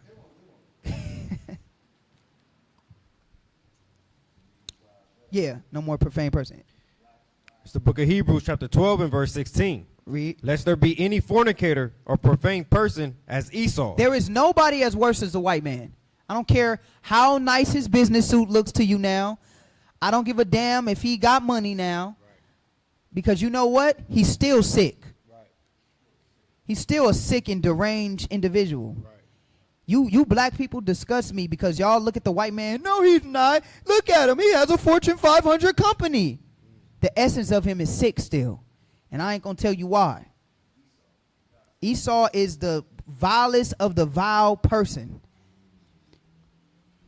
I mean, you know, I'll just say this to keep it PG, but the adults will know what I'm talking about. Golden showers.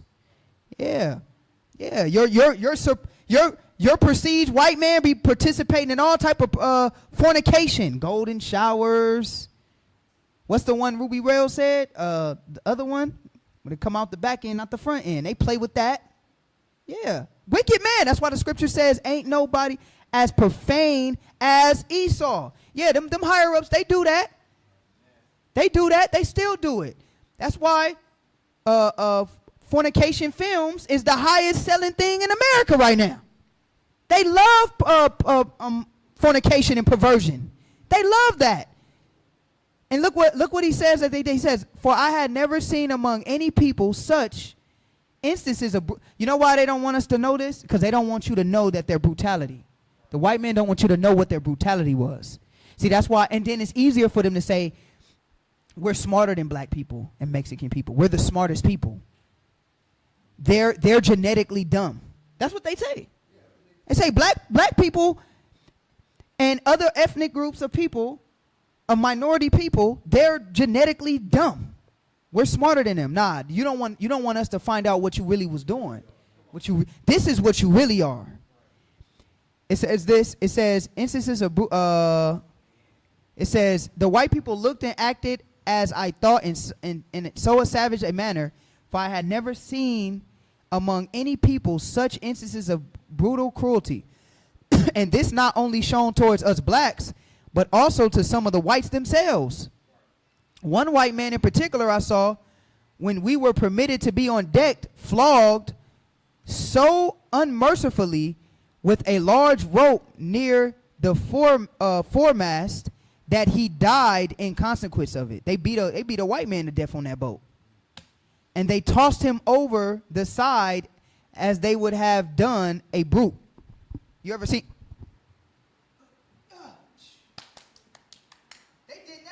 They did that to their own brother. And then sailed the 7 seas and didn't go to jail for it. Didn't get no repercussion for it. You want to know who the white man is? Look up the white man in the 1800s. I had to let you know who the white man is. It's still who he is today. This made me fear these people the more, and I expected nothing less than to be treated in the same manner. I could not help expressing my fear and apprehensions to some of my countrymen. I asked them, this is what Equiano asked him. He says, I asked them if these people had no country. He was like, where do these people come from? He said, watch this, but lived in this hollow place. He was like, do they live on this boat? Like, is this where they come from, this boat? Can you imagine how sick and deranged you got to be for that boat? I'm pretty sure stink, smell, dark. And he think they come from that boat. That the origin of them people was that boat. That's what he's saying. He said, and I asked if these people had no country but lived in this hollow place. The ship. Do they live on this ship? Is this their country? They told me they did not, but came from a distant one.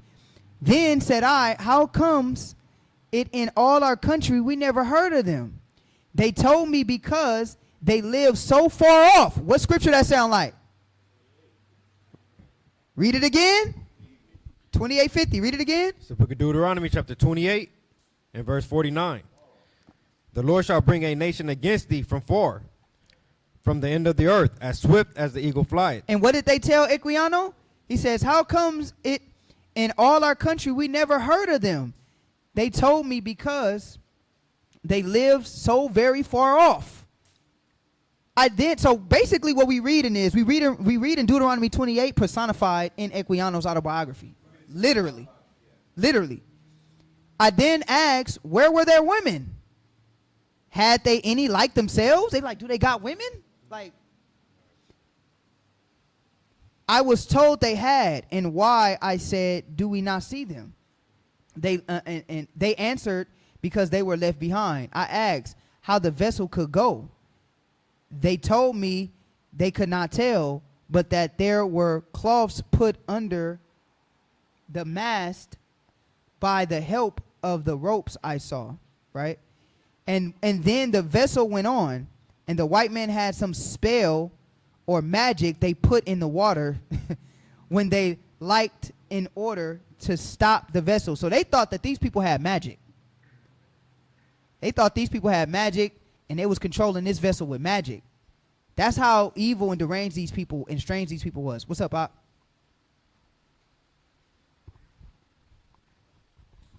Now, have you seen the movie Goodbye, Uncle Tom? Yes, I have. Okay. Yeah, and that's a movie everybody should see. But they banned it in America, though. It's on YouTube now.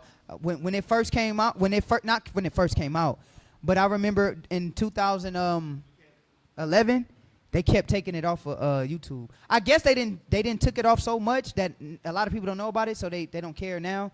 But back in the day, Goodbye Uncle Tom, you couldn't find that movie. Thank you. I remember we had to burn it in 2011. We had to burn it on a disc, on a DVD to have it. You know what I mean? But now it's so crazy. We don't even use DVDs no more. Goodbye, Uncle Tom. It says, I was exceedingly amazed at this account and really thought they were spirits. He thought they were spirits. I therefore wished much to be from amongst them, for I expected they would sacrifice me.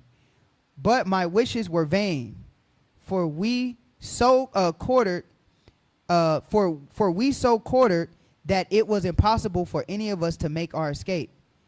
While we stayed on the coast, I was mostly on deck, and one day, to my great astonishment, I saw one of those vessels coming in with the sails up, and as soon as the whites saw it, they gave a great shout, at which we were amazed. And the more so as the vessel appeared larger by approaching near, at last she came to an anchor in my sight. And when the anchor was let down, I and my countrymen who saw it were lost in astonishment and observed the vessel to stop, and were not convinced it was done by magic. And we're not convinced it was done by magic. Soon after this, the other ship got her boats out, and they came aboard of us. So they send another bigger ship come and meet them. And the people of both ships seemed very glad to see each other. Several of the strangers also shook hands with us black people and made motion with their hands, signifying I suppose we were to go to their country, but we did not understand them. At last, when the ship we were in had got in all her cargo, we made ready with many fearful noises, and we were all put under deck, so that we could not see how they managed the vessel. But this disappointment was the least of my sorrows. The stench of the hold while we were on the coast was so intolerable, loathsome, that it was dangerous to remain there for a time. So you couldn't stay at the bottom because you could die for, I think it's called asphyxiation, where you die, right, from the lack of not being able to, too much carbon dioxide, I believe. So imagine that mixed with stench, feces, that it was so dangerous to remain there for any time. And some of us had been permitted to stay on deck for the fresh air, but now the whole ship's cargo was confined together. It became absolutely penlisto, I believe. The closeness of the place and the heat of the climate added to the number in the ship, all right, which was so crowded that each had scarcely room to turn himself, almost suffocated us. It was so tight on the bottom deck of the ship because they put the cargo down there with the slaves that you couldn't even move. If this ain't something ordained by the Most High as punishment,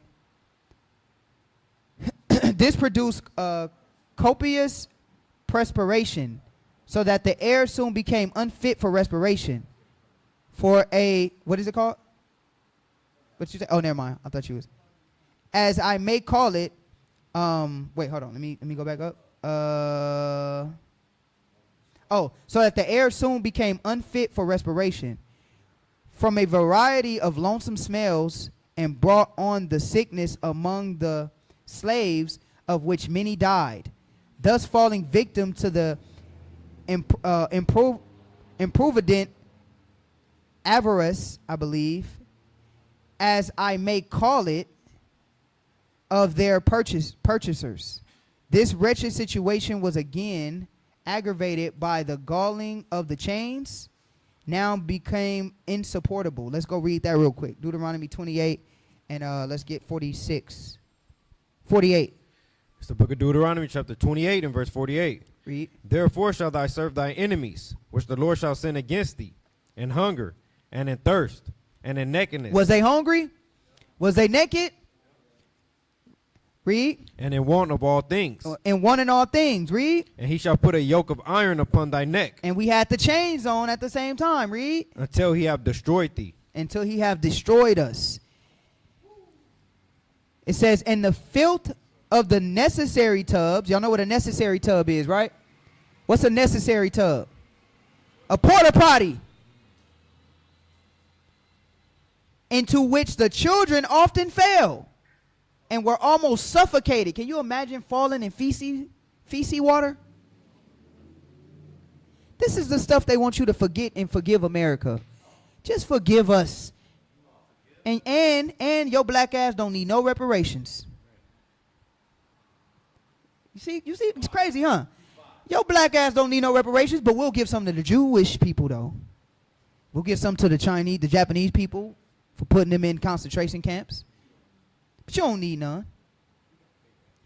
The shrieks of the women and the groans of the dying rendered the whole scene of horror almost inconceivable. Happily, perhaps for myself, I was soon reduced so low here that it was thought necessary to keep me almost always on deck. And from my extreme youth, because he was only 11, I was not put in fetters. And the fetters are the chains, right? The yoke of iron. In this situation, I expected every hour to share the fate of my companions, some of whom were almost daily brought upon deck at the point of death. So they will only bring them up on death when they were at the point to die. All right, bring them niggas up so they can get some air because they about to die. And we can't have dead cargo. So imagine you at the point of officiation and then they get you and put you on the deck. And you just on the deck now, you're like a fish fresh out of water. You know when a fish is about to die because it's not, and then you finally throw it back in the water and it take a little bit to like kind of wake up from about to die? That's what they was doing to us when we was at the bottom of them slave ships. Only come up when they about to die. Brought upon deck at the point of death, which I began to hope would soon put an end to my misery. He still wanted to die. Often did I think many of the inhabitants of the deep, right, much more happy than myself, because he's talking about those that managed to escape and jump off the boat. He was like, I thought that they was luckier than me. They made it. They jumped off the boat. They're relieved of their torment. This is an 11-year-old, guys, thinking this. My daughter is 13.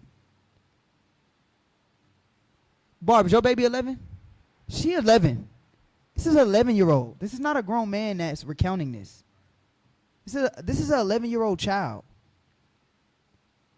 Look what it says.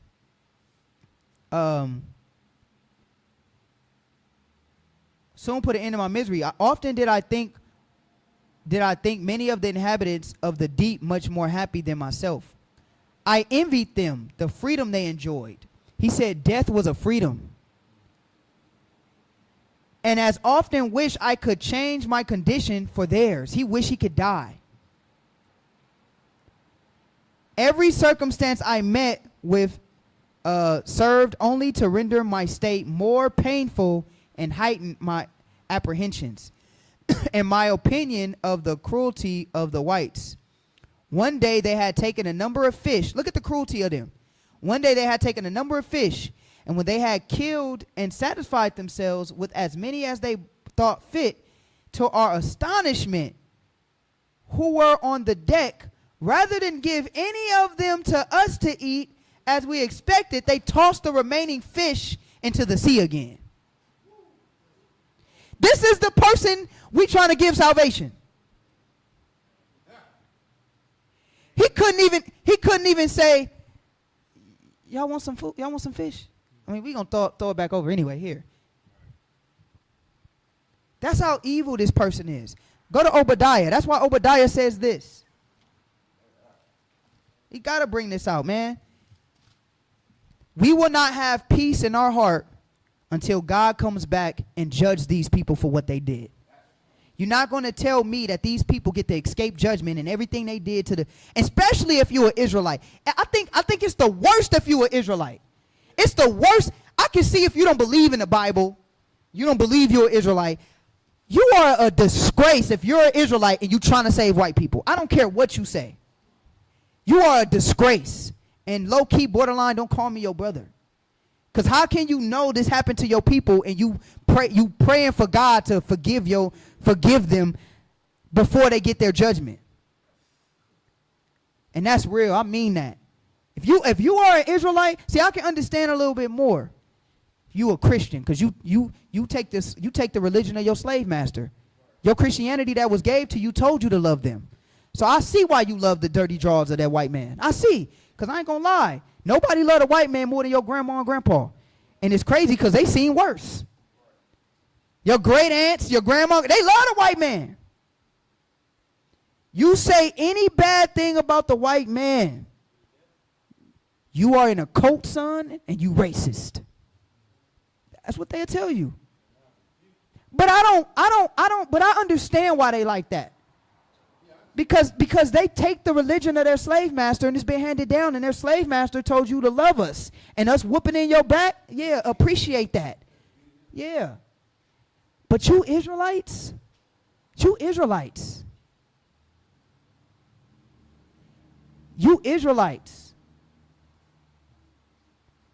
I don't call me your brother, man, because you want to save, because Israelites know the judgment. They know Esau got to go to judgment for what he's done to Jacob. Let's read that in Obadiah real quick. Yeah, start from the top. So it's the book of Obadiah, chapter 1 and verse 1. Read. The vision of Obadiah.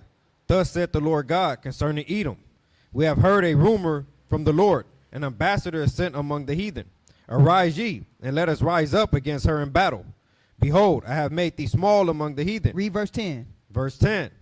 For thy violence against thy brother Jacob, shame shall cover thee. For thy violence against, you doing unnecessary violence now. You throwing fresh fish over the boat.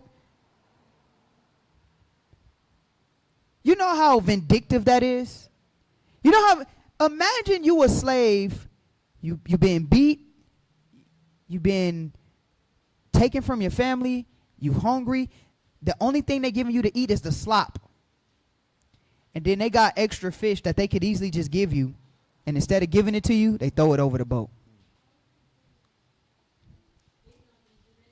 Huh?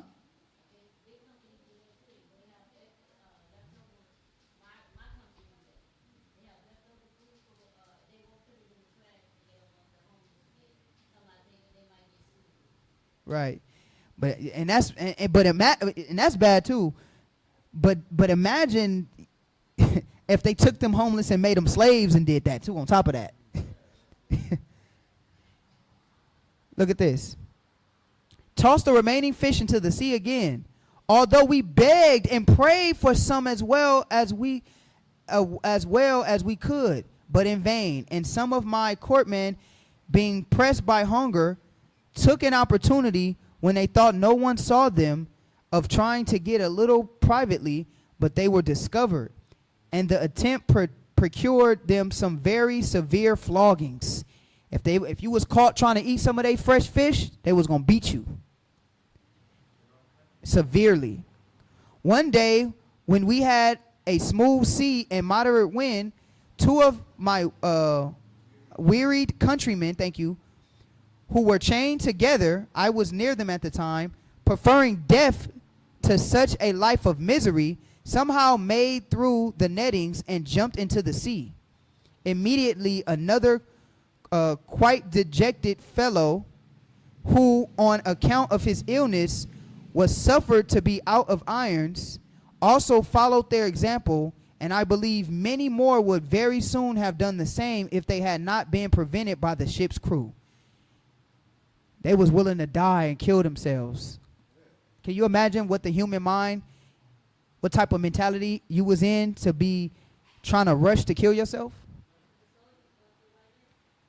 Oh yeah, I heard about that too. It says, I heard about that, who were instantly alarmed. Those of us that were the most active were in a moment put down under the deck. And there was such a noise and confusion amongst the people of the ship as I never heard before, to stop her and to get the boat out to go after the slaves. They was trying to go get them slaves from drowning.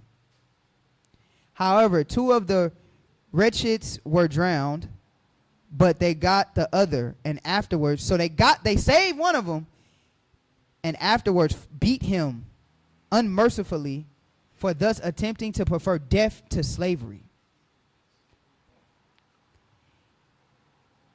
Crazy. In this manner, we continue to undergo more hardships than I can now relate. Hardships are inseparable from the accursed trade. This accursed trade. Many a time we were near suffocation from the want of fresh air, which we were often without for a whole days together.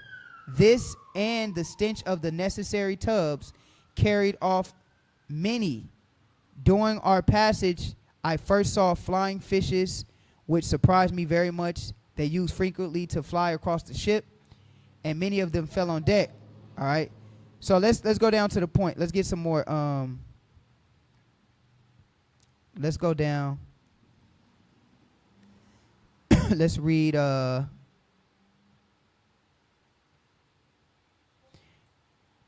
gonna read right here. I also now first saw the use of the quadrant. I had often with astonishment seen the Marines make observations with it, and I could not think what it meant. They at last took notice of my surprise, and one of them, willing to increase it as well as to gratify my curiosity, made me one day look through it. The clouds appeared to me to be a land, which disappeared as they passed along. This heightened my wonders, and I now more persuaded than ever that I was in another world, and that everything about me was magic. At last we came to the site of the island of Barbados. So now he finally is at Barbados. Let's see what happened to him. We almost done. Let's see what happened to him when he reaches Barbados, at which the whites on board gave a great shout and made many signs of joy to us. We did not know what to think of this, but as the vessel drew, planters came on board, and though it was in the evening, they put us in separate, parcels, and examined us attentively. What do you think they was about to do? They was about to sell them. They also made us jump and point to land, signifying we were to go there. Let's read that. Go to Deuteronomy 28 real quick. We're almost done. And read 68 again. It's the book of Deuteronomy chapter 28 and verse 68. And the Lord shall bring thee into Egypt again with ships, by the way whereof I spake unto thee, thou shalt see it no more again. So did Equiano ever go back home? He said he was in the new world, and he said when he got to this new world, what happened? Read. And there you shall be sold unto your enemies for bondmen and bondwomen, and no man shall buy you. Who else can say this happened to them? Who else can say this happened to them? Show me. Well, the white people were slaves. Did this happen to them? This didn't happen to him. Equiano said it himself. He would rather be a slave in Africa. Show me who this happened to. Tell me this book ain't real and why we got to turn back to the commandments. Look what he says. We thought by this we should be eaten by these ugly men. They thought they was about to get eaten. As they appeared to us, and when soon after we were all put down under the deck again, there was much dread and trembling among us, because they was happy to finally get to at least see some land, but they was still scared. But then it was like, all right, go back down to the deck. Now they scared again. PTSD under that deck. Torture. Trembling among us, and nothing but bitter cries to be heard all the night from this apprehension, insomuch that at last the white people got some old slaves from the land to pacify us. So some old Negroes. You old Negroes that already been beaten in, go pacify them niggas. Tell them to calm down. That's what our people do today. They send Jesse Jackson and Rebin Al Sharpton and Creflo and TD Snakes, and they tell you, no, don't be mad. Don't be mad. Calm down. The white man spends goods to us. What greater country you gonna have than this, where you can walk the streets and go to work and pay your bills and enjoy your liquor with your family on Thanksgiving, which that's a holiday we killed people, and celebrate our independence. What greater land is this? That's what they do. They was doing it back then. They would send the old African slaves that was already there to pacify them. They told us we were not to be eaten. This lets you know they were able to speak their language. That lets you know that it was a particular, even though Equiano and them, they didn't know, everybody didn't know each other, of course. It was a particular people they was taking. Because how them old slaves know how to speak to them? 'Cause they was getting the similar people. But you from LA, right? We from LA? You don't know everybody in LA, do you? Do you? No. You don't know everybody in LA. Equiano didn't know everybody on the slave boat. But he knew his countrymen. He was like, oh, these must be my countrymen. These, look at what it says. They told us we were not to be eaten, but to work. And we were soon to go on land. They was crying because they didn't want to be in the bottom of the deck anymore. Where we should see many of our country people. You see that? The old Negroes went and told them, don't worry, we're going to take you on land, and then you're going to see many of your people. That lets you know the white man was targeting specific somebodies. God's people. Look at what it says. This report eased us as much, and sure enough, soon after we were landed, there came to us Africans of all languages. We were conducted immediately to the merchant's yard, where we were all pent up together like so many sheep in a fold, without regard to sex or age. As every object was new to me, everything I saw filled me with surprise. What struck me first was that the houses were built with stories. So he never seen like stories stacked on top of each other. And in every other respect different from those in Africa, but I was still more astonished on seeing people on horseback. I did not know what this could mean, and indeed I thought these people were full of nothing but magical arts. While I was in this astonishment, one of my fellow prisoners spoke to a countryman of his about the horses, who said they were the same kind they had in their country. I understood them, though they were from a different part of Africa. I thought it odd I had not seen any horses there, but afterwards, when I came to converse with different Africans, I found they had many horses among them, and much larger than those I then saw. We were not many days in the merchant's custody before we were sold after their usual manner, which is this: on a single given as the best beat of a drum, on a signal given, as the beat of a drum, the buyers rushed at once into the yard where the slaves are confined, and make choice of the parcel they like best. The noise and clamor with which this is attended, and the eagerness visible in the countenance of the buyers, serve not a little to increase the apprehension of the terrified Africans, who may well be supposed to consider them as the ministers of that destruction to which they think themselves devoted. In this manner, without scruple, our relations and friends separated, most of them never to see each other again. So basically, they're about to get sold. Friends separated, never to see each other again. I remember in the vessel in which I brought over, in the man's apartment, there were several brothers who in the sale were sold in different lots. And it was very moving on this occasion to see and hear their cries at parting. Imagine that. You getting sold, your brother's getting sold. Oh ye nominal, what is this? Nominal, I believe, nominal. Oh ye nominal Christians, might not an African ask you, learn you this from your God, who says on this occasion to see and hear their cries at parting? Oh wait, I'm sorry. Excuse me. Might not an African ask you, learn you this from your God, who says unto you, do unto all men as you would have, as you would men should do unto you. Is it not enough that we are torn from our country and friends to toil from your luxury and lust of gain? Must every tender feeling be likewise? Notice what he says, though. He calls them Christians.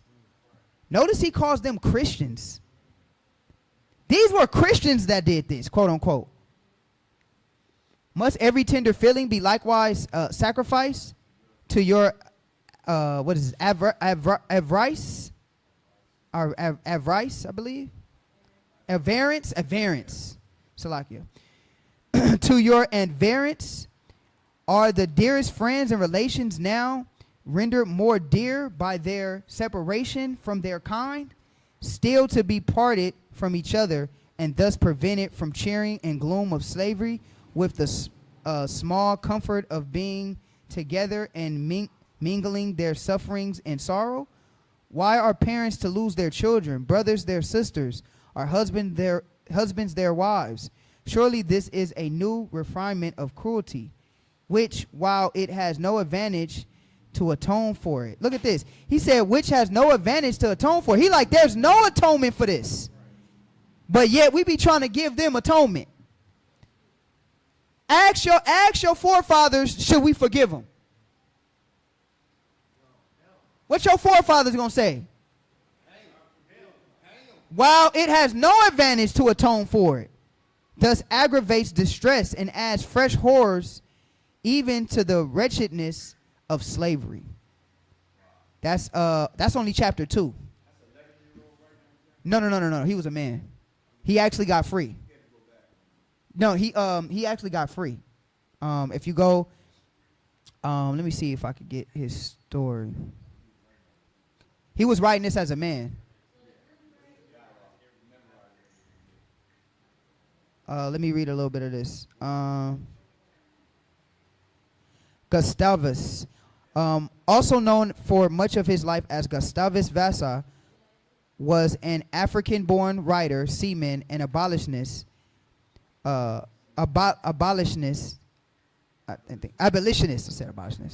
Abolitionist, whose autobiography became one of the most influential first-hand accounts of the transatlantic slave trade. His life story and public advocacy helped shape British opinion during the campaign to abolish the slave trade, and his writings remain foundational works in Black Atlantic history. He actually freed himself. He actually was free. He actually freed himself. Yeah, they should do a movie about him. Oh, he purchased.